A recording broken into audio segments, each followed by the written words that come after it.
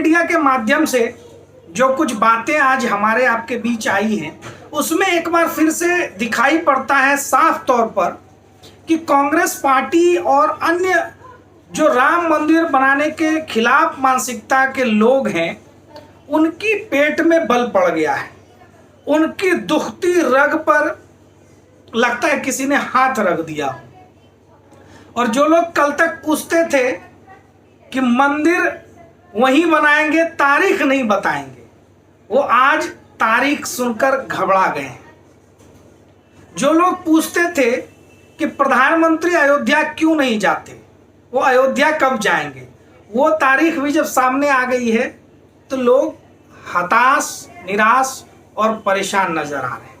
और उनकी परेशानी का आलम यह है कि हाईकोर्ट तक पहुंच जाते हैं याचिका लेकर के। यानी बहाने खूब सारे हैं, किसी प्रकार से अड़ंगा लगाया जाए। तो ये तो आज के चर्चा की पृष्ठभूमि थी जो मैंने आपके साथ शेयर की। अब मैं अपनी बात इस मुद्दे पर स्पष्ट तौर पे बेहद साफ और सटीक शब्दों में आपके बीच रखना चाहता हूं। देखिए, ये पहली बार नहीं हो रहा है। राहुल गांधी जो कुछ कर रहे हैं या उनके समर्थित लोग जो बैकडोर से कोशिशें कर रहे हैं, या फिर जिस प्रकार के टीवी डिबेट्स में आप द्वंद्व देख रहे हैं, वो नया नहीं है, वो पहली बार नहीं है। आजादी के तुरंत बाद आजाद भारत में जब सोमनाथ मंदिर निर्माण की प्रक्रिया शुरू हुई और उस मंदिर का उद्घाटन होना था, तो उस समय भी कांग्रेस पार्टी के जो तत्कालीन लोग थे, सर्वोच्च नेता थे, भारत के प्रधानमंत्री थे, यानी राहुल गांधी जी के परनाना माननीय नेहरू जी, पंडित नेहरू जी, उन्होंने भी कुछ ऐसा ही रवैया अख्तियार किया था। और वो सेक्युलरिज्म की जो उस समय एक ढोंगी परंपरा शुरू हुई, वही परंपरा को राहुल गांधी भी आज ढो रहे हैं। और उस समय जब उद्घाटन के लिए भारत के महामहिम, भारत के प्रथम राष्ट्रपति डॉक्टर राजेंद्र प्रसाद जी जाने वाले थे, तो नेहरू जी ने पत्र लिख करके उनको भी कहा था कि आप ऐसा मत करिए, ये देश की सेक्युलरिज्म के खिलाफ है।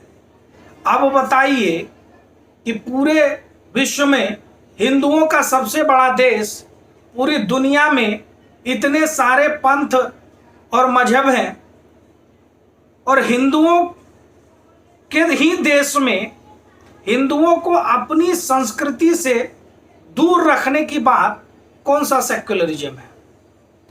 ये तुष्टीकरण थी, और वही तुष्टीकरण आज भी चल रही है। ये एक सांकेतिक पॉस्चरिंग है वोट बैंक हासिल करने का। तो जो नेहरू जी ने उस समय किया था, उनको भी ऐतराज था कि भारत के राष्ट्रपति सोमनाथ मंदिर के उद्घाटन में क्यों जा रहे हैं। उसी प्रकार से आज उनके वंशजों को ऐतराज है कि भारत के प्रधानमंत्री भव्य दिव्य श्री राम मंदिर के निर्माण में क्यों जा रहे हैं, उसके भूमि पूजन में क्यों जा रहे हैं, उसके शिला पूजन में क्यों जा रहे हैं। और उसका पाखंड देखिए, अभी तक तो जो 500 वर्षों की लड़ाई थी और 135 साल की कानूनी लड़ाई, आजाद भारत में 70 वर्षों की लड़ाई, उस लड़ाई का परिणाम आज ये निकला कि सुप्रीम कोर्ट ने एक मत से यह फैसला दिया। और उस निर्णय के आलोक में माननीय सुप्रीम कोर्ट के निर्देशानुसार गठित ट्रस्ट के माध्यम से, गठित संस्था के माध्यम से, उस न्यास के माध्यम से यह सारा कार्यक्रम सरकार के संयोजन में हो रहा है। तो इस पर तो संपूर्ण भारतवर्ष और विश्व में रहने वाले हिंदुओं में हर्ष व्याप्त है।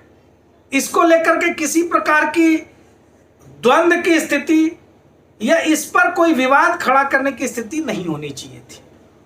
दुर्भाग्य है, कांग्रेस पार्टी आज 40-50 सीटों के साथ है लोकसभा में। कई राज्यों में, गिनती के राज्यों में कांग्रेस पार्टी का समर्थन है जनता का। और ये जो स्थिति है ना कि आप अपने ही देश के एक बड़े तबके के साथ इस प्रकार का छल करेंगे, इस प्रकार उनकी आस्था से खेलेंगे, तो निश्चित तौर पर मानिए आने वाले समय में इसका भी परिणाम आपको दिखाई पड़ेगा। खैर, ये तो राजनीतिक बातें हैं, लेकिन अब जाते जाते आज की इस चर्चा में मैंने आपको बताया कि जो नेहरू जी ने एक सोच पैदा की थी सेक्युलरिज्म के नाम पर तुष्टीकरण की, उसी को आज उनके परनाती राहुल गांधी और उनकी चमचों की टोली उसी को आगे बढ़ा रही है।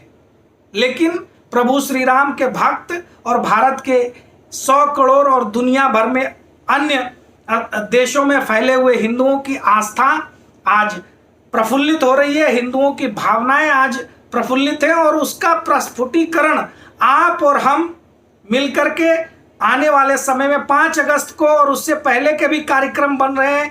बहुत सारे लोगों की ओर से ऐलान हो रहा है कि घर घर दिए जलाए जाएंगे, लोग खुशियां मना रहे हैं, लोग मिठाई बांटेंगे। तो ये जो एक खुशी का उत्सव है, ये जो एक वातावरण है, ये पूरे देश में चल रहा है। और अब आसुरी शक्तियां कितना भी प्रयास कर रहे, दैवीय शक्तियों से नहीं लड़ सकती, इंसानियत से नहीं लड़ सकती।